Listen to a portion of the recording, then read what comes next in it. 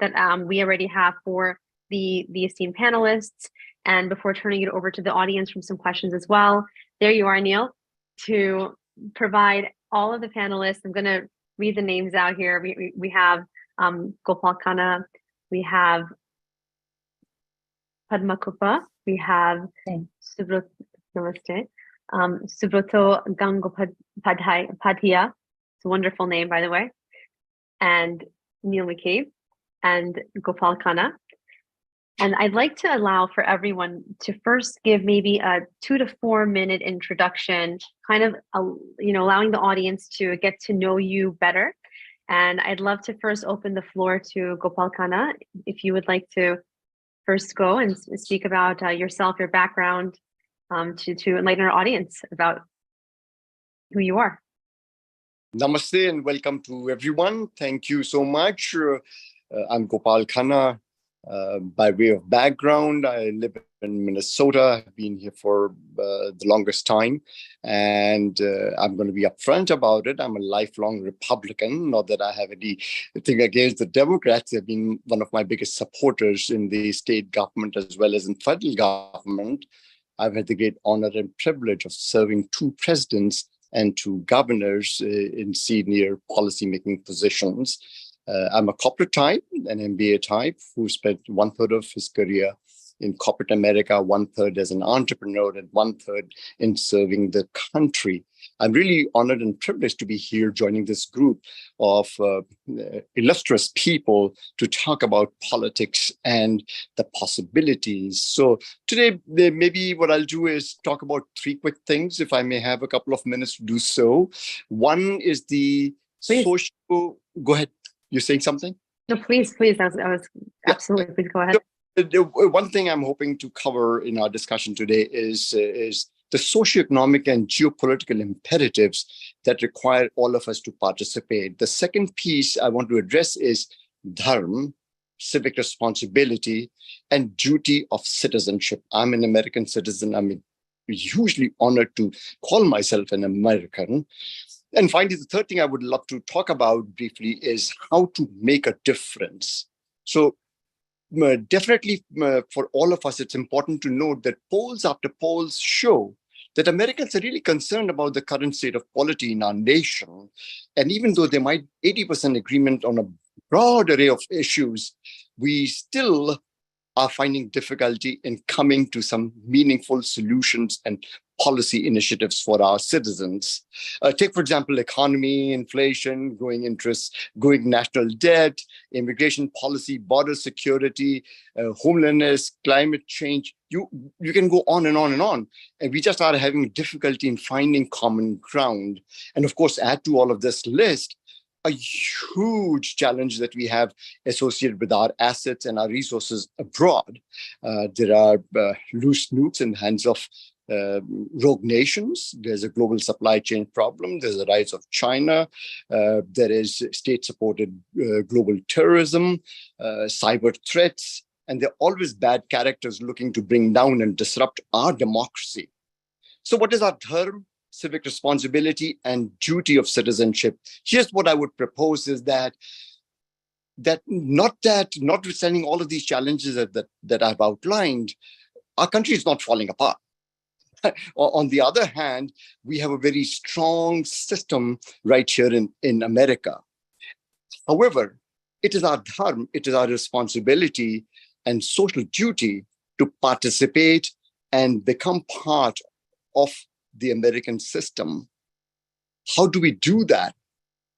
Well, we participate, number one, as active citizens, register and vote. Number 2, we can find ways to decide for ourselves whether we are a Republican, Democrat, or an independent. It really does not matter so long as we put ourselves in one political philosophy or the other and then work in the system to bring the right solutions for the American people. The third way would be to be a volunteer to participate in the caucuses that are coming up in the next 15 months. So we have a huge election and participation opportunities where we can play a role at in a variety of different ways. What I would say is that we have to find ways to be more involved in that, maybe at the civic, at the social level, maybe in school boards, maybe with the mayor, local mayor, maybe with the state representatives, and all the way up into the Congress and government. There are broad array of opportunities available where people are looking for expertise, people with passion and desire to serve. So I hope that we can cover all of these issues today. And once again, thank you for inviting me. I really appreciate this opportunity. Thank you for being here. I was going to say, you actually addressed part of what we're going to be discussing at the end of this. So thank you for helping make my job easier. And we're going to have to circle back to that after we get to the questions. Thank you. Next, I'm going to introduce you to Padma. Please, if you would give the audience an introduction about yourself. Sure. Namaste and hello, everyone. Glad to be here on this panel to talk about the challenges and opportunities for Hindus in politics. As a Hindu who was elected to office, I think I have some real experience. My name is Padma Kupa. My husband and I are immigrants from India and moved to Michigan over 20 years ago with a baby and toddler to make our home in Troy. We're both engineers. He's from Hyderabad. I actually went to RIC Warangal, which is now known as NIT Warangal, so shout out to all those alum. And I came here to work in Michigan's auto industry. Michigan is the Great Lakes state, and I fell in love with our wonderful natural resources here. We have the world's largest freshwater ecosystem, just in case anybody wondered. It was also quite practical. My parents had lived in the United States during my childhood. They were in grad school at SUNY Stony Brook. I was in public schools on Long Island. We moved back to India when I was in the middle of high school and I was a teenager, frustrated by the lack of running water, not being able to drink water out of the tap 24/7 or take a hot shower. So a few years later, I came back to the US with 2 suitcases, $250 and a foreign student visa. Arrived first in Stony Brook for graduate school. And then after getting my green card through my first job and getting married, I had 2 kids. My husband and I moved to Troy to work and raise our family. As the previous panelist was talking, we have the 4-fold pursuit of Dharma, Artha, Kama, Moksha. So, you can pursue your career. I was pursuing my career raising kids, but I took my responsibility, my duty to help the community thrive very seriously. Alongside working in the auto industry on auto finance and compliance, global product configuration, I volunteered. Because volunteering is the ultimate exercise in democracy, and civic engagement is key. I voted in every election ever since I was a naturalized citizen. I was involved in the temple and the PTA. I served on city boards, including getting a spot on the planning commission. Our city of Troy, 1 out of every 3 people is born in another country.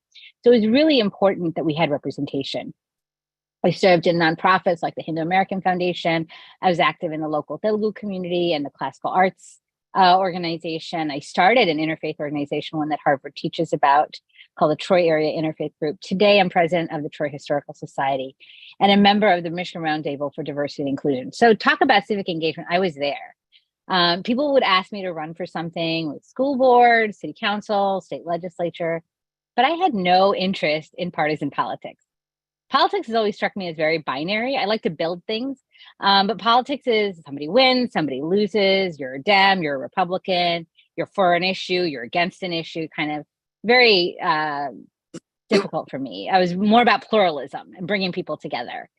But one issue that I was very passionate about, in addition to water and keeping the Great Lakes clean and keeping our drinking water safe, was public education. It's I think, it's just a parent's wish that your child has access to opportunity, but I wanted to make sure that every child had access to opportunity. And I saw education funding cuts that caused so many problems. I saw funding formulas that weren't resolving the issues. I love math, and so I thought I would go to Lansing to fix that. State legislature is where we decide a lot of funding issues for public education and for education in general. The confirmation of Betsy DeVos as the Secretary of Education, she absolutely had never been inside a public school, had no experience. That really switched the idea I had about not running for anything. And so I ran for the state house. All politics is local. I quit my job in early 2018. I did it with a phenomenal grassroots campaign. thousands of donors, so many volunteers. I was so grateful that all those friends I'd acquired and made and those relationships I'd built, people donated, people knocked doors, and people registered to vote because I was on the ballot. People who had green cards decided, okay, this was the year they were going to vote. I ran as a Democrat in a historically Republican district, became the first Hindu in the Michigan State Legislature, the first Asian immigrant, and the first Democrat to serve the city of Troy. I championed issues that were important to my district and diligently served my constituents, town halls, coffee hours, e-news. I was very accessible and I think very authentic. I have an immigrant work ethic after all. We're very hardworking. And Absolutely. I won my second race in 2020 with double digits. I served 2 terms in the state legislature, and now I'm taking time to take care of family and get back to my professional career. Wonderful. Thank you so much for that introduction. That was awesome. And Neil, I'd love to introduce you to the audience next, please. Let me just unmute you, if you can unmute yourself. Hey, thank you, Adele. This Awesome. this is amazing, and I guess the real reason I'm here is because I've known Adele for so many years. we were colleagues, but more importantly, we've been friends for a long time, and I don't know, but I'm guessing that my participation is sort of based on these conversations we've had over the years about how this sort of plays into politics and these sort of long conversations we've had, just sort of knocking these things around. And your engagement with and coverage of this diaspora community. That's right. And I covered it at One American News, and I've covered it at Red State, where I'm a front page contributor now. And of course, I'm married. My dear wife is Balinese Hindu. And so I think that there's, what really is on my mind right now is how is it that we resolve this problem where you have many people coming from primarily from India, right? Hindus coming from India primarily, who are basically visa slaves, either as graduate students or working in high-tech companies or professionally.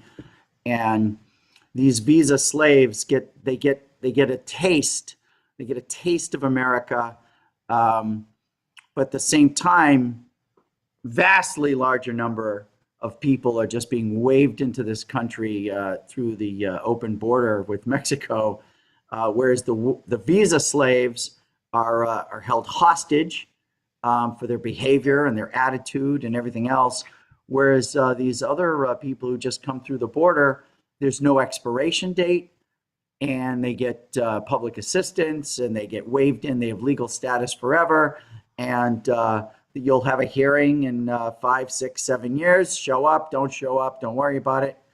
And what do you do? Every time we try to politically resolve this, and I've covered it on Capitol Hill, it seems like everybody understands the problem. I've had conversations with congressmen and senators. Everyone seems to understand the problem, but whenever it comes time to actually do something about it, it doesn't get done. I also am fascinated by the rise of Vivek Ramaswamy, he's so bright, he's funny, he's engaging, and he's not necessarily ethnic. I think for a lot of Americans who are Irish or Italian, right, or Polish, we're sort of like in this post-ethnic thing where we're just they just put us in this bucket called white people, right? Whereas newer groups coming to the country are still hung with their ethnicity. But I think that Vivek operates in a very post-ethnic place, and I think people are responding to him, and nobody even seems to mention his ethnicity. They're always talking about his ideas and his personality, which I think is fantastic. Well, you're absolutely right, Neil. Actually, ahead, I'll just point out until a day or two ago, when the New York Times came out and actually stated that one of the issues facing Vivek Ramaswamy is that he hails from it's his faith, his Hindu faith, and also the fact that he hails from a Brahmin caste. And so, as far as I know, and I think anyone who knows that's what we're seeing. yeah. We're seeing that in California, and we're also, there's a sort of a geopolitical thing also, because not only do we have tremendous amount of highly skilled and professional people coming from India, but we also have a lot of people working here on visas who are also visa slaves from China, and sort of off camera from the rest of what Americans or post-ethnic Americans are dealing with. You have these rivalries and factionalism with people who are very much in an ethnic consciousness, Hindus, Chinese, and of course Muslims, which is leading to violence. It's leading to extreme prejudice, and it's it's sort of one of these things that sort of festers off camera until it doesn't, and people wonder, why was there this fight at the student center? Why did someone burn the student center down? It's it's going on right now. Just nobody cares until people are hurt and property is destroyed. Well, we're definitely going to address so much more of this. Thank you so much, Neela, for that excellent introduction. And I'd like to also now introduce the audience to Subroto. I'm honored to be part of this panel, and the three panelists who preceded me laid out some common themes that are very important, and perhaps it's my job to sort of provide an overarching theme encapsulating all of these, and I'll attempt to do that. And I would not talk much about myself because the topic is important and so it's time. I think the issue of American Hindus, as of any other immigrant to this country, resolves around reconciliation of certain identities. So when we talk about Americans and Hindus and Indians, we are essentially dealing with three sets of identities. One is that of an American, one is that of an Indian, and one is that a subset as a Hindu. And if you imagine three circles whose circumferences are merely touching and the circles are dynamically revolving, then you anticipate friction. You sort of anticipate that there is a little Venn diagram where certain overlap of territories happen. And then that's also not quite an adaptable model. So for my purposes, the three sets of identities that I have is resolved in concentric circles, the largest of that being an American. So first and foremost, that's my identity the moment I took the oath of citizenship. And I quite understand that that may not apply to all the Hindus and Indians here, but for my purposes, that also is certainly an area of concern for me, but my largest identity is that of an American. Within that comes India, and the third circle is that of a Hindu. So what is it to be an American? For me, it essentially goes back, the touchstone being the vision of the founders and the Constitution. It is that document upon which I promised my fidelity, and quite consciously so. And therefore, it is incumbent upon me to understand what the document, what the founder's vision means. So I am perfectly happily reconciled with that. And therefore, any contradictions to that, wherever it might come from, therefore is something that does not pass at least my approval. The second set of identity as an Indian, it is very, very easily resolvable as a Hindu to the idea of the Constitution, because fundamentally, I will lay down the basic concepts, how these reconcile. So the fundamental concept is something we call in Sanskrit rhythm. And rhythm is nothing but the operational principle based on truth that regulates, preserves, and coordinates the cosmic order. It preserves the natural order, and the moral order, and the injunctions, tasks, and duties that are needed is called dharma, one that sustains and supports. And the individual's adherence to it, to those principles, is what determines his karma. So hence, my dharma and my karma exhorts me to support and sustain what? My family, myself, my community, my state, my people, my nation, the environment, the living and the non-living. And therefore, I see essentially no contradictory interfaces as I look forward to who I am as an American, who I am as a Hindu, and who I am as an Indian. The largest area of concern, since we are talking out Hindus, is obviously pretty clear that there is not a perfect overlap between India and Hindus. And that is, I think it is because the evolutionary history of United States and the Western democratic nations and the constitutional democracies has charted out a path that is of necessity the right path. But for India, it has been a little bit different. I do not think in India we have had the idea of a constitutional monarch theocracy ever. So once we went past the 30 Years' War and had the Treaty of Westphalia, the Romans, there was no Roman army, and we went into nation states, and therefore the nation states developed their own character, whether they were ruled by a monarch or a czar or a kaiser or an emperor or whoever, who was the sovereign. And indeed, the creation of America is quite revolutionary in the sense that it defines the sovereignty with the people. So it is we, the people, and consent of the governed. And therefore, to that extent, I do think I subscribe to the idea of American exceptionalism. Mm-hmm. And the fact that everything we do downstream derives from that fundamental philosophy. I think the problem in India has come from adoption of a constitution that's not a natural product of its history or evolution. And that's a larger debate. But I think there is nothing in the Hindu ethos that contradicts either the modern Western democracy.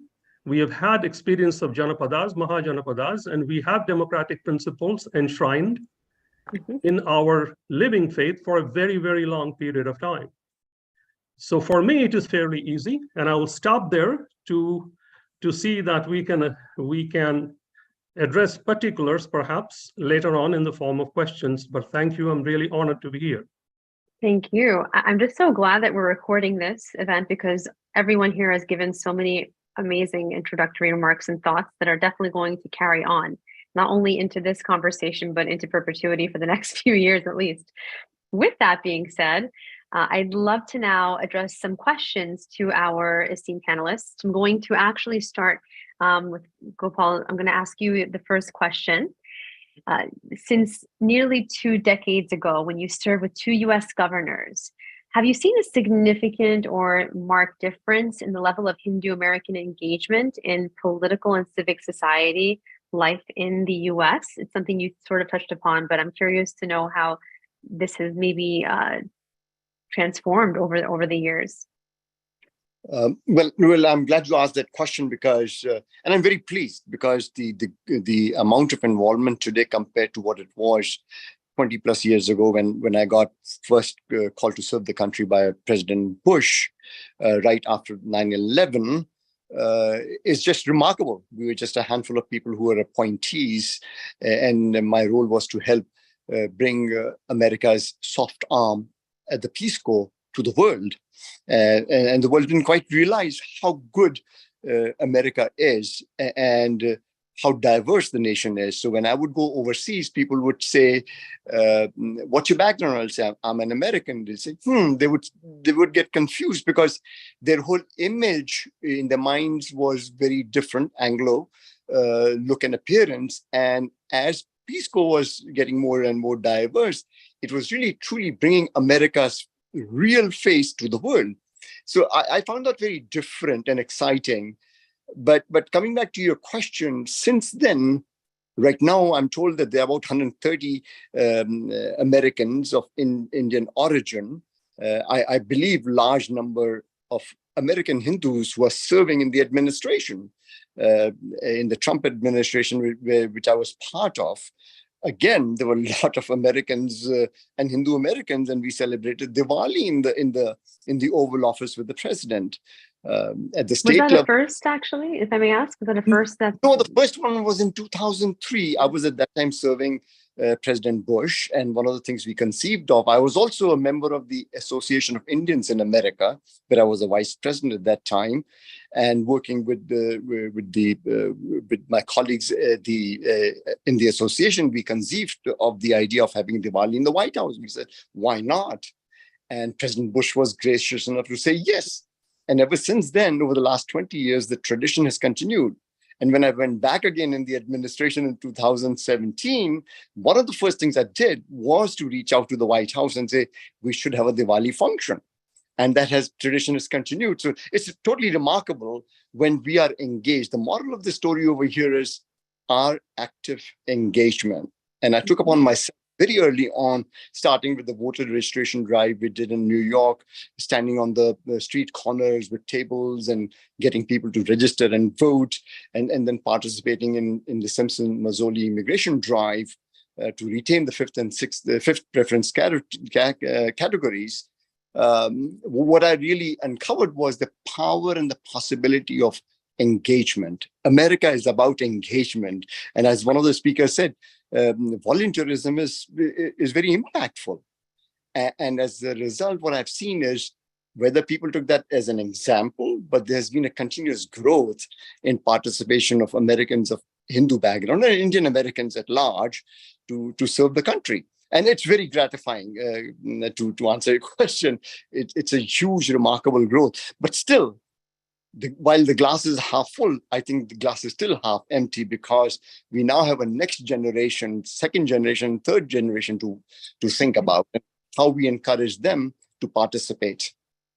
Absolutely. That's well, I think you accurately said it's glass half full and also half empty. Made quite some progress, but there's a long road ahead.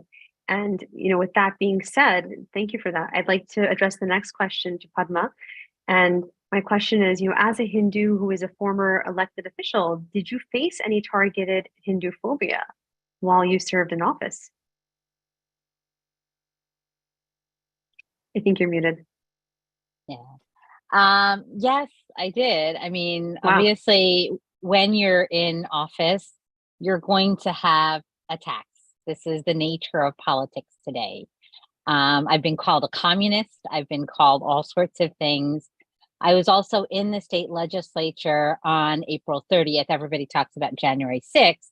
I think of April 30th, 2020. I think I called my husband, or I texted in our family chat. I think this is the day that my giving up my life for the country, because we had crazy people come into the Capitol, in the state Capitol, with guns, demanding to be let into the chamber when we were trying to vote on bills. They were the ones that were also affiliated with people who wanted to kidnap our governor. So just a lot of concern. I had trackers that would put video cameras in my face and attack me because I was a Democrat, because I was whatever it was. But definitely as a Hindu, there are organized efforts to diminish our voice without naming a particular individual. There was effort to discredit me just from being on the zoning board, a decision that I made that was part of a unanimous decision by the zoning board. The Council on American Islamic Relations sued me. The lawsuit was targeting me. The city, the zoning board, and I personally was also targeted. Fortunately, I had not done anything wrong. I had done what I was asked to do as a member of the zoning board, make a decision based on the rules and regulations that are laid out for us. Fortunately, that was dismissed, but that continued to be raised in various social media platforms. My connections, people being proud of me for being a Hindu, my connections to various Hindu organizations, from the local temple to the Hindu American Foundation, whose board I served on. All of these were called into question. The fact that I didn't know about farm bills in India, constituents came and harassed me for that. Yeah. That's yeah. intense. That's intense. It was very intense. But I tell you, you can make sunshine, you can make take lemons and make it into lemonade. So a constituent actually asked me about farm bills in the United States, in India, and to condemn the Modi government. I don't know about farm bills in Michigan. I live in a city, and the other community that I represented was also a city. I don't know anything about Michigan farm laws. So let me find out about Michigan farm laws for starters. And I went to the Michigan Agricultural Business Association, had a meeting, and I was championing a set of bills. I actually introduced a set of bills that would allow driver's licenses for people who are out of status, because we have a lot of people on H-1B or who are in their green card who can't get their licenses, the driver's licenses for all bills. I came to know that the Michigan Farm Bureau is one of the biggest champions of that bill, of that legislation. And so, I mean, I do have to say, you make lemonade when you're given lemons. So yeah, absolutely. I did face, people don't understand until you're in that situation, how much it can be. Yeah, speaking of which, that kind of also what you just said, just two things I wanted to mention, what Subrata said about, assimilation. Why is it that Indian Americans, Hindu Americans, those who are either immigrants to this country, who came here legally like you did, and or those who are born here, they're automatically somehow connected back to India, even if they have more of a connection to, or only a connection to, the United States. And that's something that has to be addressed. And hopefully everyone here can, play a part in helping alleviate that misperception. And I want to also address that you were also attacked by someone who, by the name Peter Friedrich, who is a Pakistani proxy apparently, and he has gone around the country targeting anyone who identifies as a Hindu in either party, in the Democratic or Republican Party. And so it's I think he also recently attacked the executive director of Hindu Action, Uttam Chakrabarti. So there's been quite. He actually went to a rally for Congressman Raja Krishnamurthy's rally and fundraiser, and he said "Death to Raja." Not been condemned by anyone. I asked for support when this happened. Similar situation happened for one of my colleagues who is also ethnically from a different community, Armenian. And when she was targeted for different reasons, people came and that she was anti-Semitic, the Jewish community and various legislators, elected officials came and said, no, she's not. Whereas I didn't get the same level of support. So that's something that I do see that I'd like to see corrected. When Hindus are attacked by anybody, that the mainstream, the parties, whoever it is, should stand by their side and defend them. Yeah, absolutely.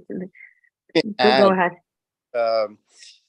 I think yes, indeed, there are people who distract and take away our identity and sort of diminish it and minimize it. There are three key things over here. One, America has a long-standing history of, as new people come, that there is a pushback. It happened 100 years ago when the second wave of immigration was at its peak. 14% of all Americans were foreign born.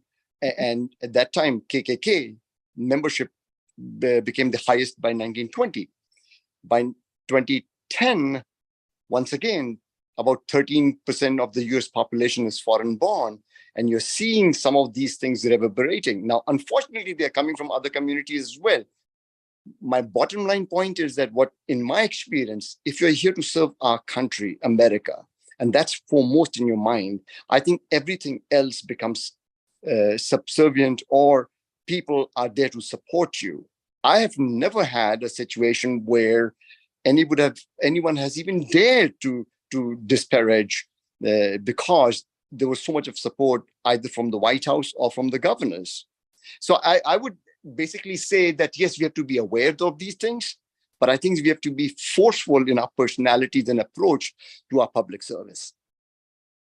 Wonderful. And that's actually really a good point, because I think that Hindus haven't been placed in a position, honestly, in civil society necessarily where they have to fight back, and being proactively getting ahead of this stuff is another way to get ahead of the curve, and to, like, SB 403 or this Seattle caste ordinance, things of that nature as well. I just have a quick follow-up for you, Padma, before we go to our next question for Neil. And that is that if you were to run now, right? Do you think that if you were in office today, your time would be different if you were elected now as opposed to when you were serving? Like, would you be attacked more, less? So I don't think that it's been that long. My last election, which was unsuccessful, was in November of 2022, so less than a year ago. I think that we still have a long way to go. The Hindu American Foundation is 20 years old, Hindu Action, Coalition of Hindus of North America, but really it starts on the ground. We have here in Michigan something called the Hindu Community Relations Council, which serves to educate and do interfaith engagement and work with various members of the community. We need those kinds of things to educate our own community, not to be in denial. Everything may be a glass half full, but we need to go into it knowing that the glass is also half empty, and that we need to have people stand by our side, and we need to have more people engaged. I think Subrata said it very clearly, that the need to engage, and I think all of you have said it, Gopal too, that we need to engage, that we need to be involved. And I think grassroots, because our political system has become very polarized. And I think governance requires reconciliation. And it's really important that we get more people involved in local races. And in fact, that's one of the reasons that I am supporting a lot of local level candidates, nonpartisan races, because we need to figure out where we fit in. And sometimes it's just knowing who's your city council member, who's your school board member, that makes a difference. Absolutely. All politics is local, right? So that's great. I want to now address a question to Neil. You know, Neil, having known you for many years, I think it's 8 years now, 9 years, wow. You have made significant contributions to the coffers of history with your coverage of various elections and lawmakers, including the rise of US-India relations. That said, how big of an impact do you think Hindu Americans will have on this upcoming election cycle? Unmute yourself. I'm always so brilliant when I'm on mute. And then when I turn my mic on, it's just garbage. No, you're always brilliant. When I was muted, I was brilliant. But, you know, I remember very, very well in 2016, the Trump campaign said that they were going to focus on 6 battleground states, Pennsylvania, North Carolina, Florida, Ohio, Michigan, and Wisconsin. And I saw the numbers, where I can't do them off my head right now, but that basically the shift, because the Trump campaign made an effort to reach out to Indian and Hindu voters, they were able to flip what was pretty much overwhelming support in those communities for Barack Obama in 2012. They were able to flip it to Trump. And I watched in 2016, in 2020, I did not see the efforts that I saw in 2016. I thought that was a missed opportunity, because if you took, like say 50 or 70,000 Hindu American votes in North Carolina, I would say that, in 2016, that would be Trump's margin of victory. It's hard to remember when some of these states were battleground states. I also watched very carefully, and I noticed that, that Kamala Harris was sold to the American people as an Indian American, even though she grew up in Canada. I thought it was interesting that the Biden administration pointedly brought in, basically put something like 50 Indian Americans in very senior administration positions all over the administration. And I think that they recognize the influence and the activism and the passion of the Hindu American community. And so I think that if someone ignores it, then it's at their peril. I also want to say, I also want to say this too, that as the Democrats, I think are very good at identity politics that basically say, or tribalism, where it's like, hey, we're the party of your tribe and we're going to help you guys. I think that, the danger you run into is if you don't follow through with issues that are important to those people, that you can only go so far with tribalism. And I think we're seeing that in New York City as Asian communities and Latin American communities that were dyed-in-the-wool Democrat voters a generation ago are now reaching almost, again, that post-ethnicity. And I also want to say, just to go back, I should have mentioned this before as another concern, is, when I think about China, and you were mentioning that gentleman from Pakistan, we have an organization called Five Eyes, which is New Zealand, Australia, Canada, England, the United States. And these are basically the 5 Anglo countries that basically we're all kind of culturally together. We all speak English and we share our intelligence with each other. And all 5 of our partners, all 4 of our partners in various degrees have been severely compromised by China and the Communist Party of China. And and I'm seeing that play out in the United States.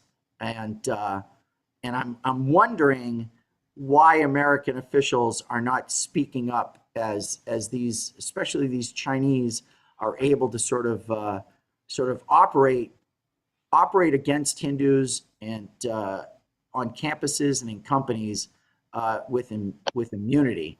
I don't want to say they're untouchable because that would be inappropriate, but I'll leave it to you now. Thank you for the addition. I'm not going to even comment on it. Thank you. That was funny.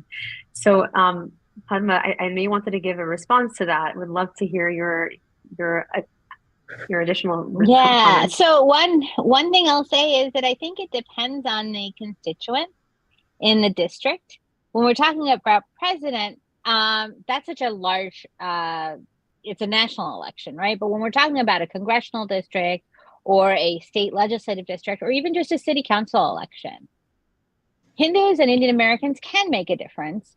And I think it's really important to realize that, because very few people vote in local elections, and yet they're the ones who affect so many things. How many hours is your library open? What kind of services does it provide? What are your schools doing? Your school board elections are also so critical. So I think these are things that we should think about, is that we can have a lot more bang for the buck in terms of political contributions, and also a lot more impact on local elections that can change our everyday lives. But I will say that we are not in post-racial America. I know for a fact that equal pay is not resolved yet. We still don't have, just as gender issues still exist in pay, there are definitely issues when a white man goes to a door versus me going to a door, or me going to a door with a white man. And I know the difference in each of those scenarios from talking to people that volunteered on my campaign. Yeah, let me say 2 things real quick. One, and then we're going to get to Subroto. I don't mean to speak, whenever I'm speaking about these things, I'm not speaking them as scientific facts, but these are sort of perceptions. And obviously people's experiences are different. And I completely appreciate that all politics is local, because for 10 years, that was said by Tip O'Neill, for 10 years, I lived in Tip O'Neill's neighborhood. Like, I went to Mass where he went to Mass. I got donuts where he used to get donuts. And so I completely get that. And it is interesting to me when we talk about the impact of Hindu Americans on American politics, even locally, is that it is absolutely impossible to figure out where they are in polls. A lot of my reporting, as Adele knows, has been done with polling, polls that I've run myself or polls I've analyzed. and Hindus are folded in to Asians in the crosstab. So you literally have no idea where that vote is going. And I think that that's something that people really need to pick up. We know it now in the Hispanic community that the Mexicans and the Cubans are not the same politically, even though they're in the same polling bucket. And I think that if pollsters can make a better effort to sort of identify Hindus, that why they're in the same bucket as, say, East Asians is bizarre to me. But go ahead. I'm sorry. If I may add to Neil's point over here, that the question is, what can we do? So one is the polling part. You're right, Neil. The other is basically saying here are 5 or 7 battleground states. In each of them, if you look at the, say, Indian American population, and large 80% of them are of Hindu background, if there was a concerted effort to get them organized to start participating now from caucuses level and up, I sincerely believe that extra 10,000 votes in Georgia can make a difference, can flip the presidency. 1,000%. Right?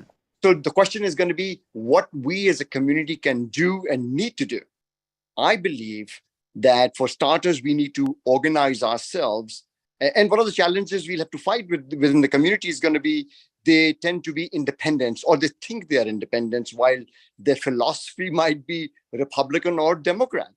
I think if we can find a way to get them involved in the party politics and use the party platform as a base to bring their ideas and ingenuity and intellect, because at the end of the day, in politics, there are 3 things that count. Number 1 is money. Number 2 is votes. And the third one is policy ideas. And I think the Indian American community, the American Hindu community, has all 3 of them. It's a very powerful combination. So at this stage, 3 things come to my mind. One is going back to local participation. It is critical at the ground level, starting with the caucuses. Caucuses are coming up in every state. We have a very short window of opportunity to get our footprint out there and work from bottom up as well as top down. Yeah, I think what you were saying before is that Hindu Americans were actually pre-political, and now they're coming into their own. But it basically, and I think very much that they're up for grabs. Yes. Yes. Well, we're definitely going to address this more throughout the conversation, and I'd love to circle back to it. I just want to get Subroto a quick question in as well for you, please, because you also gave a wonderful introduction and about your experience, and I want to know what your analysis has been of dealing with elected officials about issues that concern American Hindus. I must preface this by saying that perhaps I'm the least experienced in the panel to answer that question, but this is how I think and I personally proceed. There are certain things that are almost invariable principles. One is frequency of engagement and constant engagement on issues that affect the country as a whole.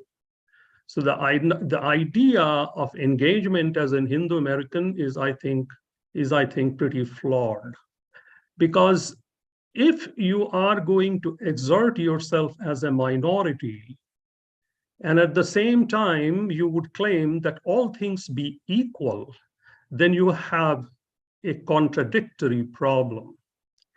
So the issue is that this idea of an empowered minority and to be earmarked and to make its niche and to state its identity as something quite unique, and at the same time seek some holy grail of equality is problematic. And I think that's a problem we have to resolve quite certainly within our community. That having been said, it is not that there haven't been problems as a minority, and I completely empathize with what Padma has been saying, and her experiences are quite real, and I can lay a framework. Why is it so? And I cannot say that I myself haven't had some of those experiences, but I would not generalize that into something that's inbuilt into ethos of the country. As is well known, we are always striving for a more perfect union. We have never said anywhere in the last 250 years of the history that we are a perfect union. So we are trying to be a more perfect union, and some of these issues come from worshipping at the altar this idea of multiculturalism, of which Indians are among the greatest proponents. The most quoted shloka by Indians, Hindus, Indian politicians is Vasudeva Kutumbakam. Ayang nijam latu chetasam udar charitanam tu Vasudeva Kutumbakam. What it transpired to is that this is mine and that is the other, is the thinking of the constricted minds. The magnanimous mind thinks the world is one family. And to my mind, there is nothing as nonsensical as this, if I would permit it to be a fairly, radical in my assertion. You are dealing with a world in which 2 billion people are part of OIC, Organization of Islamic Cooperation. Right? So you are dealing with a world where 1.5 to 1.7 billion people are living under Marxist social organization, socio-political organization of state. So consequently, where do you find this philosophy applicable? And if you say that this is my global philosophy, it might be seen as arrogant and somewhat puerile in my judgment. So this idea of finding from the Shastras some support for this multiculturalism is what the Hindus have been deceiving themselves with. And that understanding is totally flawed, because this particular shloka comes in Maha Upanishad, which is to do with your personal spiritual journey or your adhyatmika. It has really nothing to do with the secular world or Laukika. And the Laukika sources of this shloka happen in Hitopdesha, they happen in Panchatantra, where the import of this shloka is actually exactly the opposite of what the Hindus have been saying, which began from Gandhi in 2006 in Belgium when receiving the Order of Leopold, continued with Manmohan Singh in the same year, where he proclaimed this philosophy and said he does not agree with Samuel Huntington's Clash of Civilizations. And then it got adopted and enshrined in the halls of the parliament, inscribed on its stones. And then Pranab Mukherjee, as external minister in 2007, stated that is our foreign policy. And we have continued mouthing these platitudes with neither any understanding or grounding in our own history or ethos, nor any real politic understanding of the world. And therefore, the experiences of Padmaji are related to this clash of civilizations. It is merely a teaser of the world in which we live in which certain principles will be held above certain others. So, so my approach to this is certainly at a more theoretical, ideological level, and how I can put it into practice. But the methodology of that is engagement as a community, clarity within the community, and cohesion as to a proper sets of goals, targets, ideas, and strategies. Unless we with a clear head, we will continue to struggle as individuals with our individual experiences, sometimes, and our wonderment at why is this happening and why is this increasing and why is Peter Friedrich around, and how are the Khalistani attacks permitted on our consulates, and so on and so forth. And there are that has to be resolved as an Indian and also as an American, and I'll limit myself to that. Thank you so much for that. You know, as a follow-up to that, that's really important. There's clearly been a rise in targeted Hindu phobia for many years, but it's been more prominently reported on in the media as of late. And being that this is now statistically verifiable, with the growing role of certain groups that exhibit a similar pan-Islamist groups, unfortunately, majoritarily, that exhibit a similar pattern as to what, frankly, Jews experienced over the decades. So we're increasingly seeing that Hindus are now facing the same targeted attacks as Jews have been facing for decades.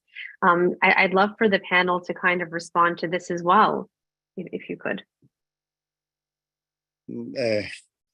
Yes, this is Gopal again. Yes, there are more and more growing targeted attacks, and you're right. We have seen that over the last 100 years happen with the anti-Semitism movement, which is on rise once again in the country. It's grown significantly in the last 12 months. So again, the question is, so what do we do? I think at the end of the day, we have to think about what our children and grandchildren will be. They will be Americans born and raised here. Their identity will be, again, whether it's one third, as Subrata is pointing out, in American, Indian, and Hindu, or whatever that mix would be.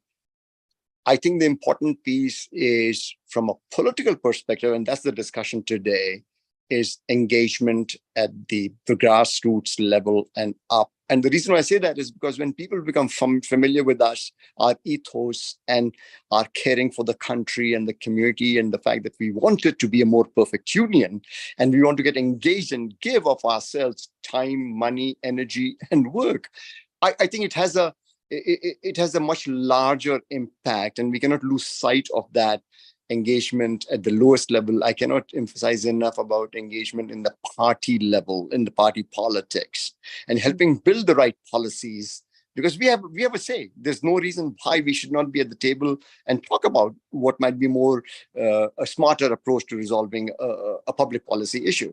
So I come back and I agree, but at the same time, my question always is, so what? What are we going to do about it? It's our responsibility. That's a great point. That's a great point. If you're not at the table, you're most likely for dinner. On the menu, exactly. So, I'm just going to add to the question to respond. I put a link for everyone to see. ADL, the Anti-Defamation League, did a report on the hate that's faced by Jewish lawmakers. And I used to think we need to have an organization that can do the same thing for those of us who are Hindu.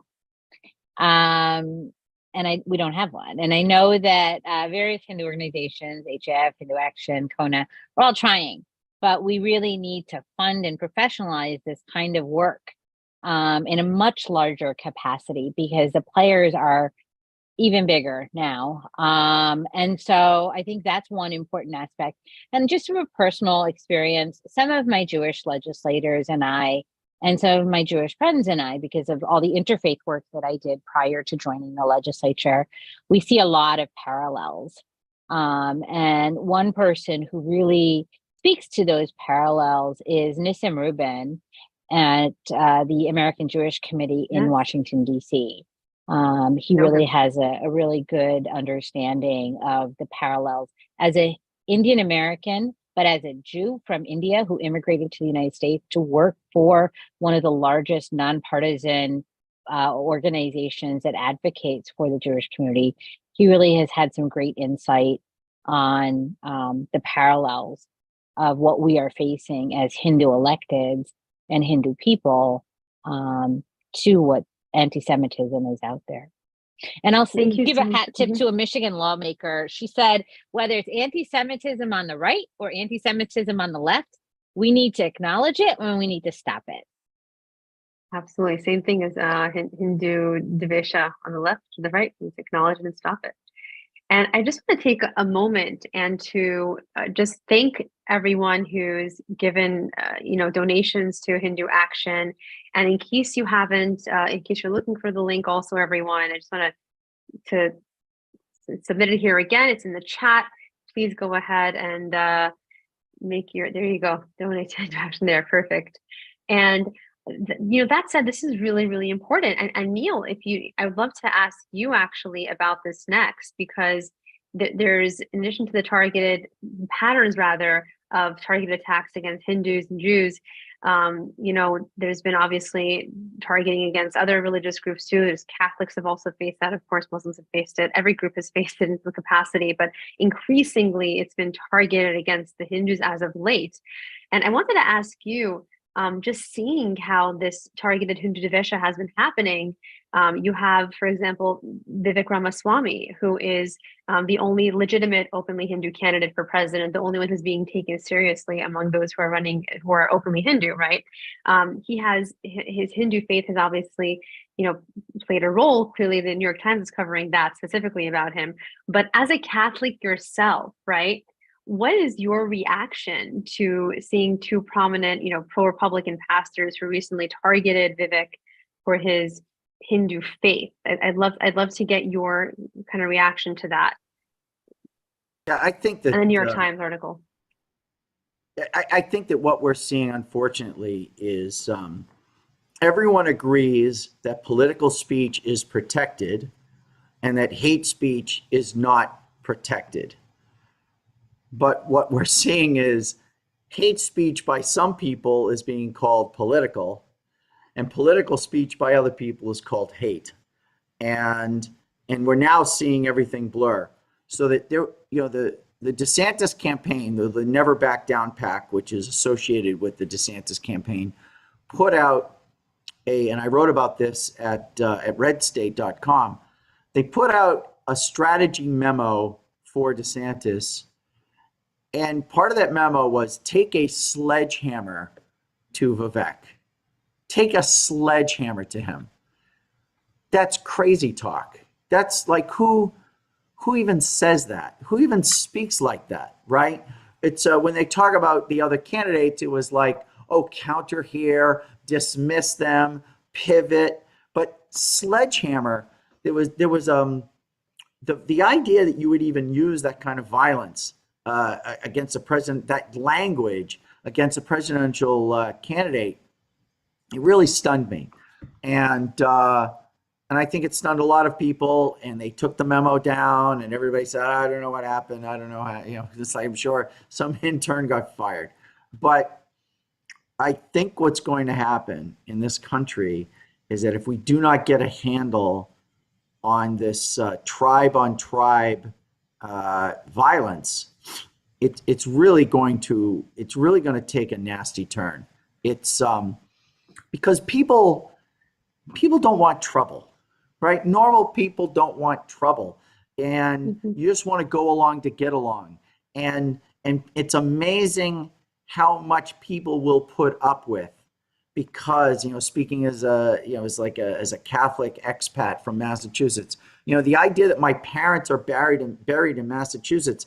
I mean, to leave Massachusetts, no matter how bad and crazy it got, there's still a pull that, like, why would, it's like I grew up there, why would I leave? But it's a place where I can't work as a journalist. I think that things are going to come to a head, unfortunately, sooner more than later, and people are going to have to pick sides. And I wish it wasn't like that. Yeah. But, we were talking about before about the 30 Years' War and Westphalia. And it's basically, Westphalia is like, hey, if your king is a Lutheran, you're a Lutheran. If your king is a Catholic, you're a Catholic.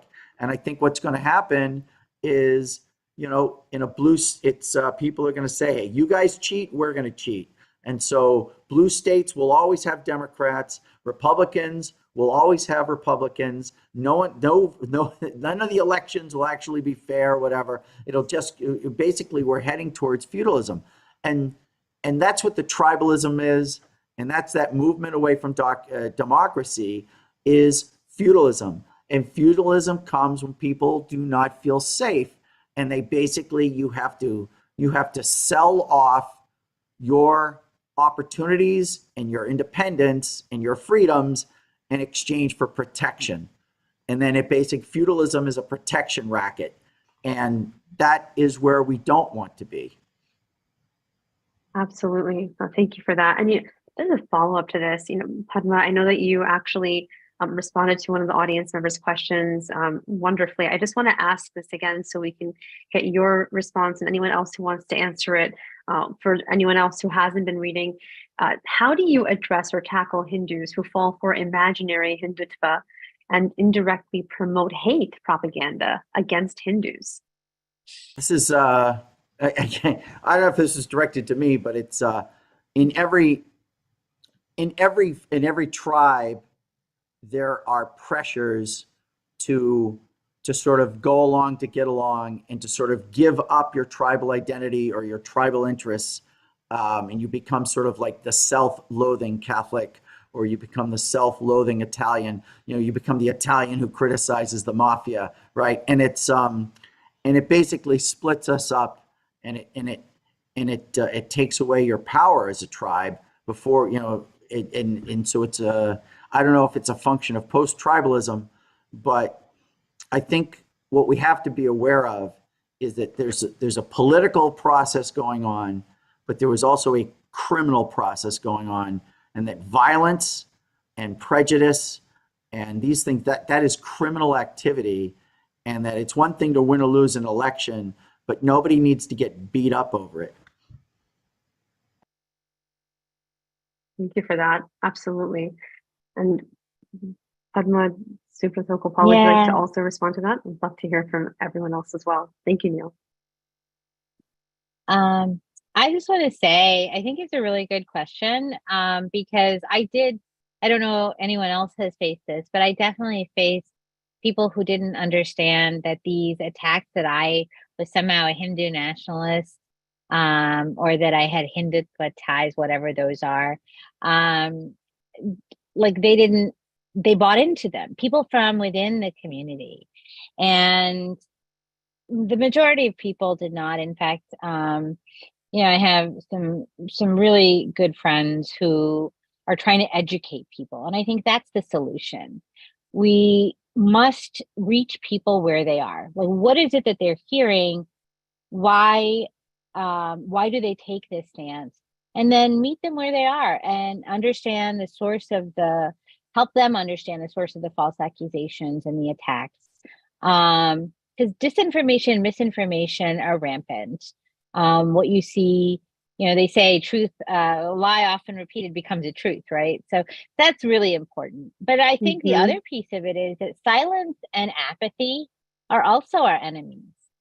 Just as much as people who buy into the Hindutva fallacies about me, I think it's also important that those who are silent or those who are apathetic, who aren't engaged, we've all talked about being engaged. And I think lack of engagement is our biggest challenge, lack of awareness. And so help people understand. If you understand something, for you who are a member of the audience here, try to explain to someone else and find out where they're coming from and reach them. And I think that's a really important thing for each of us to do. If I may ask Neil a question. Neil, you've been working a lot on tribalism, political tribalism, and you've seen activism from different perspectives. I've lived it. There's a lot of coming here to the United States issues that are pretty much India and India based. Variety of topics are coming in, and they're becoming part of within the Indian American community, items to be discussed, and then whether you're for or against. Have you seen that similar as different immigrant groups came to the United States over the last 100 years? When Catholics first came, they were ostracized as cults up until 1940 and on until President Kennedy was elected. There was a lot of not just pushback against the new communities, but also did they bring their politics here? Well, it's interesting with President Kennedy because the Kennedy campaign really played up the fact that they were under attack, right? I think there was tremendous prejudice against Catholics, especially in the fundamentalist South.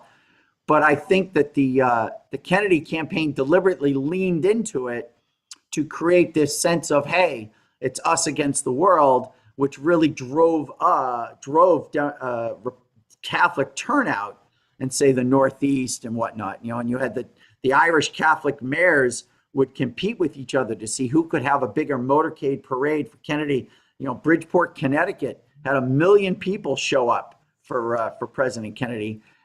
But what happened then is after Kennedy is elected president, it's hard for, especially like Irish Catholic, it's hard for the Irish Catholic man or woman to complain about this country because you got your president and you actually saw a shift. And so, whereas Irish Catholic especially were tied to the Democratic Party, really you started to see that nowadays, if you're talking to a politician from, say, Pennsylvania or Illinois or New York who's Irish Catholic, a lot of times he's a Republican. And the last place where the Irish Catholics were really tied to the Democratic Party was in Massachusetts, just because of the attachment to the Kennedys. And I think we're going to see if new groups sort of break that way. President Clinton, in his first term, he made 2 million illegal Mexicans citizens, and that created a bump, right? And he did it especially with people and he targeted Orange County, which was the heart and soul of Republicanism in California. Right? California, before Clinton, California voted for Republican for president 9 out of 10 elections, right? So this is, Nixon and Reagan, their president, their election to president was because they came from California and they delivered those electoral votes. Because when they talked about the GOP lock on the presidency, it was because of California, which you talk to people today and this is like nonsense. People don't even believe you. It'll be interesting to see what will happen with the new people coming in, and with the open borders. I don't know how they're going to break out. Go ahead. I'm sorry. Yeah, but the question was about Hindutva, right? Yeah. So their movements and issues that are in India and India based. I guess the answer to your question is it's still you say that there's more activity, and there is, but I think that it is still almost pre-political. I think that conservative evangelicals were triggered and energized in 76 when Carter ran, and then they swung to Reagan in 80.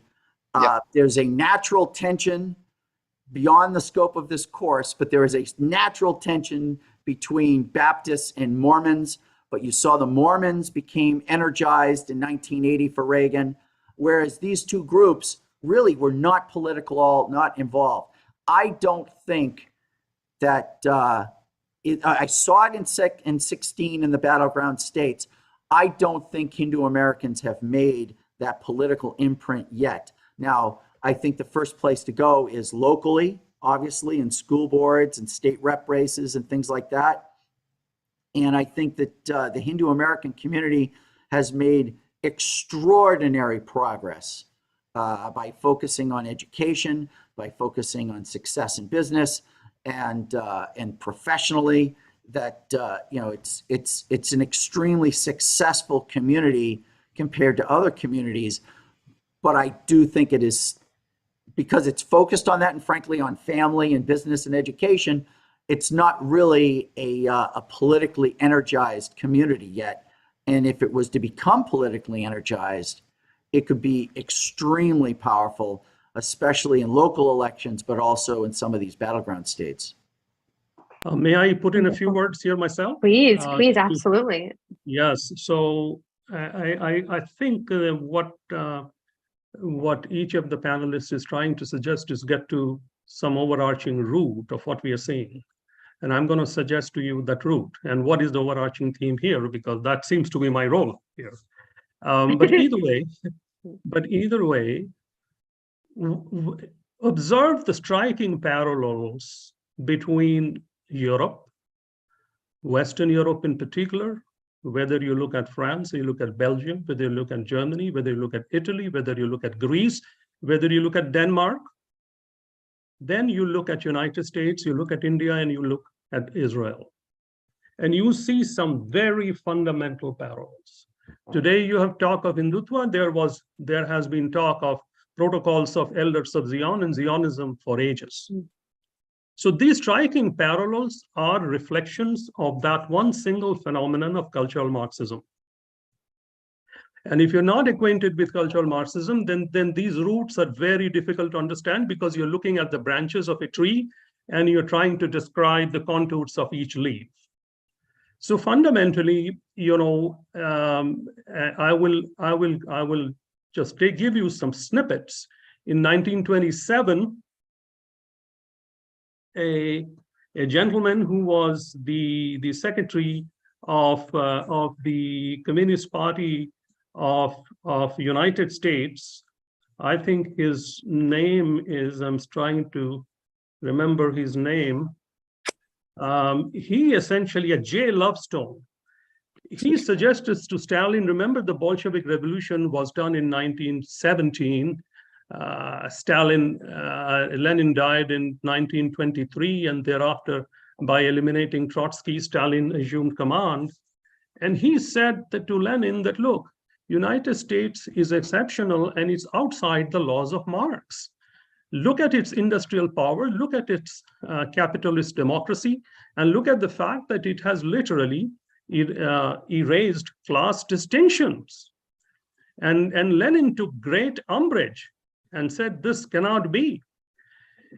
And in fact, that has been the problem of the Marxists with the United States, that it cannot really usher in a revolution of the industrializing Soviet Union under a czar and the Orthodox Church, nor can it stimulate a peasant revolution as started by Mao Zedong and with a party that was the Soviet Party of Communist China that initiated the process. So the process of dismantling the Western democracies and any democratic order is the process of cultural Marxism in those countries. And why should it be so? Because Marxism is as much a theocracy. It may be a political theocracy, but the fact is that the utopian end is quite fixed, irrespective of the data that you have. And therefore, the means only have to be changed and altered in order to reach to that utopia. So consequently, the means here are the destruction of institutions of governance. And by definition, all these institutions belong to the capitalist class, be it education, be it family, be it a church, be it political institution, be it law, be it academia, be it education, and be it media. So consequently, I mean, this is probably a discussion for a day in a workshop. But the point is that what you see here is classical narratives of Gramsci, of Lucas, of Walter Benjamin, of Herbert Marcuse, of Hobsbawm, of Gerda Lerner, of Derek Bell, and I can go on naming how this process has continued. Now, why has it continued is very simple. The reason it has continued is that no nation, which is a product of its own evolution and history, it has its own sense of the right, of its own civilization, its own history, its own evolution, its own sense of values. There is really no transnational right, philosophy of the right, to take on a transnational left in its myriad forms. And therefore, while you see the manifestations of a transnational political creed that are manifest in every country, utilizing every rock, every crevice, every freedom given to it in constitution, and every country is struggling in its own way to see what is the best fit solution for its idea of multiculturalism, political freedom, free speech, media, etc., etc. So, to my understanding, I think the right in any country is way behind in its ideological, intellectual understanding. Its understanding is literally nothing, because it is struggling behind a 100-year gap of towering intellectuals, of analysis, of academia and media. And is correcting at the superficial political level is a problem that really cannot be corrected. So therefore, all these zones have to be rebuilt from the very base, the intellectual zone, the ideological zone, the cultural zone, and preserve the institutions that you have. So whether you want to treat the choice of a sex to an 8-year-old girl going to California school, or whether you want to have an LGBTQ and then add another 23 letters of intersectionality or class conflict, or whether you want to have speech that is of a certain kind, all these have theoretical backgrounds, all these have proponents, all these intellectual movements have come, of which even we are a part as we interact. Derek Bell in Harvard in 1973 interpreted the law through the lens of Marxism. And then that produced somebody called Gerda Lerner, who is being quoted by Padma Kubbar as to the wage, which is a real issue. Not that it's not a real issue, but the problem is much deeper than what we are seeing. And therefore, I think the academia has to, and the intellectual weight and depth of has to be developed right from the very base, and that should include an Hindu effort at it. That is what each of us is struggling with, the multiple heads of a hydra that we seem to see in only one lens, and we cannot figure out why this is so. But look, this is a global movement. It's not particularly aimed at Hindus or India or whatever. Hindus and India are merely a sideshow. Okay, they are catching the tail end of the tsunami. That's all it is. So therefore, if Hindus look at it as a particularly Hindu-oriented conspiracy, which they often look at it, it is really not. The academia in India is a product of the academia of the West, is a product of Columbia. I mean, there were 250 demonstrations after 9/11, before Bush even said we will act on Afghanistan. There were at least 30 teach-ins, 30 Columbia professors sat and convinced 3,000 students in United States that United States was actually the culprit behind the 9/11. Okay, so there is a professor who has, there is a journal called Race Traitor that was published from Harvard by Noel Ignatieff, who says that treason to the white race is actually fidelity or loyalty to humanity. So we tend to dissociate, we tend to isolate ourselves in boxes, and I'm sure Neil will tell you how churches have been undermined, how the Catholics have been undermined. This is established movement from for instance, from Latin America. The theology of liberation, and interpretation of Matthew in welcoming the stranger forms some of the basis of keeping open borders. And who are the voluntary organizations that actually control the open borders and root for it? 8 out of 10, the Volaks are churches. And so these are churches that have been infiltrated with the Marxist interpretation of the gospel. So it is not necessarily a particularly Hindu, a particularly Catholic, but it's a global issue. And we have to look at it and tackle with the same idea, forming our alliances, forming our networks, understanding it, studying it, and responding to it. That's what I have to say. Well, I think you touched on a very key point when you mentioned, and this hasn't really been raised, that this is more of how India is the tail end of the tsunami, and how the kind of center, the eye of the hurricane, so to speak, is in the United States when it comes to addressing these Hindu Dvesha, anti-Hindu kind of policies and sentiments. And it was very, interesting for the audience, I'm sure, to also hear how you have identified it as the social Marxism and in academia, kind of a long going, I think it's post World War I, if I'm not mistaken, right? When it kind of started entering the academia space, and it's certainly something that we should examine, and we will examine further during subsequent conversations, which I'm looking forward to. I just like to, before we close though, I'd really like to ask if anyone would like to respond to that, anyone has any additional comments. I just want to say, thank you, Adele. I just want to be really brief. I just want to say, global right, global left, it's so contextual. Our dharma itself is contextual. What I am responsible for at this age is different from what I was responsible for 25 years ago. And geographically, things are also contextual. in my district, which was a 47%, 48% Democrat leaning district, I had to appeal to a much broader cross-section of voters and much broader cross-section of constituents. And I think that that's something that we fail when we talk in global terms, when we talk about countries or we talk about states, red state versus blue state. I think that we forget that we're people. We're not blue or red.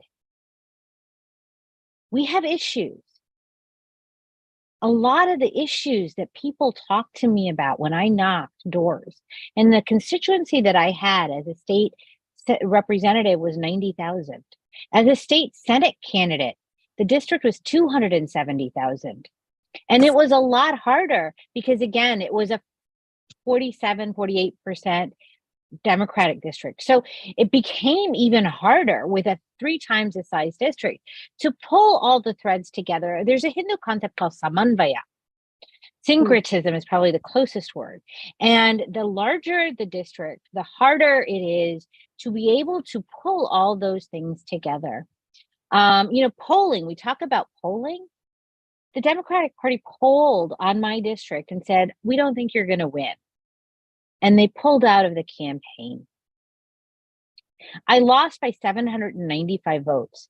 I did not spend as much as my Republican opponent. I did not attack my opponent and call him names and put fallacies about him out there. I don't know of anybody on the progressive side, claiming he was X or Y or Z, the way that people said I was Hindutva and a Hindu nationalist and I was anti-Muslim. I don't know if anybody did that to him, but I definitely know that it is so contextual. What is it that we appeal to voters? How do we connect? What level of trust do people have in a candidate? I think that's really important. Voting in every election is such a critical part of civic engagement. And I'm going to just say, for everyone who's watching, go learn about the candidates. What are the values that you share with them? And vote. Absolutely. Every election, primaries, general, non-presidential years. And that's how we'll have a stronger, more cohesive democracy. I think India actually does better than the United States in terms of voter turnout, but that's a whole nother story to talk about for another day. Yeah, well, strength in numbers, right? Also, but I agree. And just something I'm going to add, and everyone here I'm sure can attest to this, is there has been a level of mistrust and a lack of faith in the governments, in elected officials. And unfortunately, that's because of a lot of quite a few bad actors that unfortunately have ruined it for the others. And it just makes it more difficult for everyone here to really turn the tide. But I think I know it's possible. I know that we can do it. And I really, really appreciate all of your input. And I just want to also add here, if I may, please, if you haven't already done so, make sure that you go over to the link that is being provided in the chat and donate to Hindu Action. And it's going to help enable for the organization to be able to tackle on the Hill all of these issues, Hindu Dvesha, about the SB 403. I just want to say that we're going to have many more of these webinars. It will increase everyone's understanding and engagement for the American Hindu communities across the nation, this amazing nation that's so vast and diverse. And we will also be doing briefings on Capitol Hill, state and city bodies on issues that are critical to our communities. And supporting us by donating using the link that we have provided in the chat will enable us to make sure that we can carry this out to full fruition, to the best capabilities we can. I really just want to take the time to thank everyone for being here and for giving your amazing, brilliant, strong insight and sharing it with the audience. And I just kind of want to close off with one more question for everyone here. You've touched upon this so astutely, all of you, and I just kind of a closing remark. What are each of your suggestions to a young Hindu American running for elected office in the United States of America? If I may start, I would say that they need to do three things. Number one, they need to look at the current challenges that the country faces. And they're pretty much that Republicans and Democrats all across the board accept. There is an economy issue. There is a global threat happening. There are serious issues in terms of socioeconomic issues as well as geopolitical issues. And the more they are informed, the better it is. One. Number two, I think they need to come across with the notion of service and giving to the country. We are here to make America a more perfect union. And being people who have been here in this country only 60 some odd years since the repeal of the Asian Exclusion Act, we have a unique opportunity to give back and bring our creative ideas. From my own personal experience, I've never been turned down for that.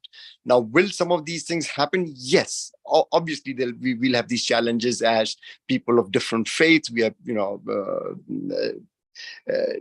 but the beauty is that our country is a great country. It offers a unique opportunity for people from all backgrounds to participate.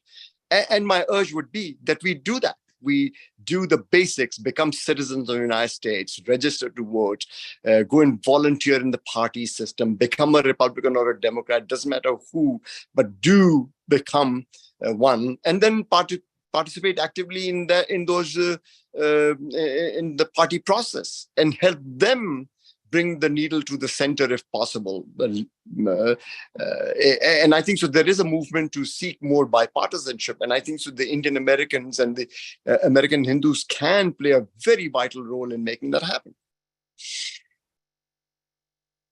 Wonderful. Thank you. Would anyone else like to impart their wisdom and advice to the aspiring Hindu youth looking to enter civic society? Let me just plug one more thing about obviously, the best place to start is locally. We talked before about all politics being local, but also what's really affirming about America, and you talk about like Thomas Jefferson and Jeffersonian democracy, is I see the Jefferson Memorial behind you, Miss Adele. Very nice. Very good. There it is. There's the man himself. And but there's no conservative or liberal position on whether or not the potholes should be fixed. Like, should we plow the streets when it snows? Yes. Like, at the local level, it is about competence and it is about response to what the real problems, like Lincoln talked about, the purpose of government. Purpose of government is to get rid of the shackles and get rid of the roadblocks that are holding back the people from filling out their personal destinies. And you talk to the people in your neighborhood, and you talk to the people in your local town and district. What are the real problems that are stopping them from growing their business or growing their family or reaching their potential? And this isn't even political at all, because in the community, everyone says, you know what? We need a street light over there. It's not right wing, left wing. And thank you again for having me on the panel, Adele. Thank you so much for being here. So I'll put in a word that anybody who aspires to enter into the US politics as a Hindu, it is not aspires to, it is your dharma to be in politics. That is part of your dharmic responsibility. Raj Dharma, Rashtra Dharma is part of your responsibility. Number two, have a spiritual practice in order to call yourself Hindu. Just don't wear a t-shirt. Know what it is at a deeper level. Third is President Obama in 2012 at the Democratic National Convention says, we all belong to the government. And my advice is contradict that and say the government belongs to us. And therefore, the consent of the governed, you as a citizen have a responsibility to see that the government works for us and fulfills what the citizens desire. So it's very important. A passive citizenry cannot have an ideal governance. So what Padma was saying is absolutely true, and that there are real problems to be solved. These are not ideological. That's in its place. And that it is not ideological is quite proven by the election results of 2008 and 12 and 16. 700 counties that twice voted for President Obama, 200 of them flipped the other side to change election results in 2016. And that's the working America. The counties in Ohio, in Wisconsin, in Pennsylvania, and even some in Iowa. So that's very important. So engagement at the level, knowing people's problems, working class people's problems, poor people problems, and engaging with it with honest intent to serve and deliver. And it doesn't matter which side you fall on. This is clearly a bipartisan process. And I completely agree with that the needle should move towards the center for either way, for either side of the ideological divide. I very much like that comment that Gopalji made. Well, thank you. Much healthier for the nation, Yes. the world Yes. by extension. Whether you want to be in politics or not, you are surrounded by it. Your roads, your water, your everything is political in a sense.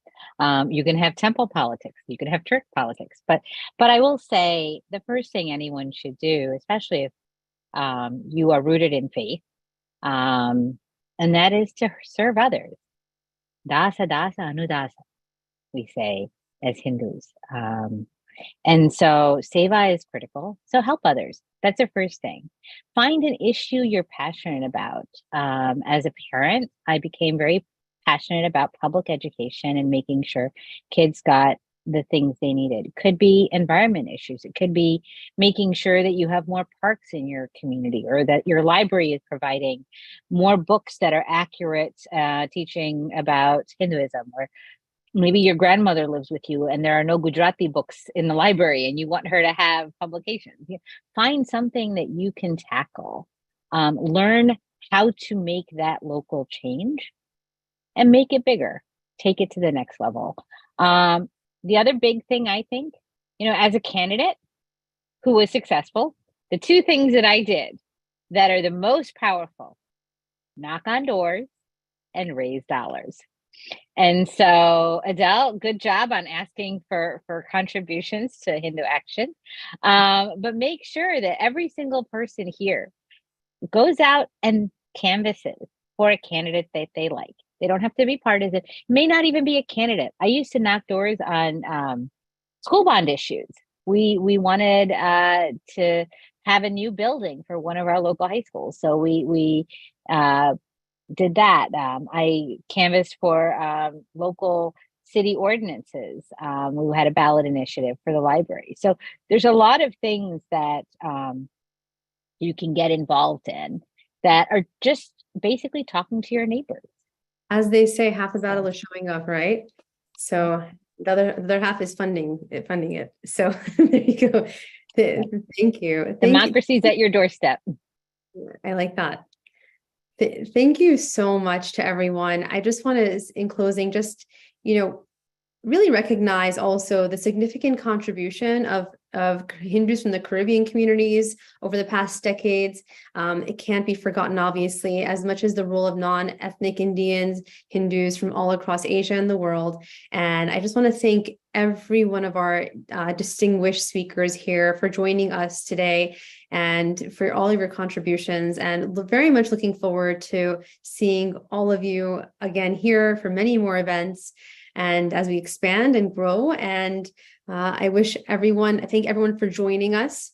And thank you to Utsav Chakravarti, also the Executive Director of Hindu Action, for arranging this. And we look forward to seeing you soon.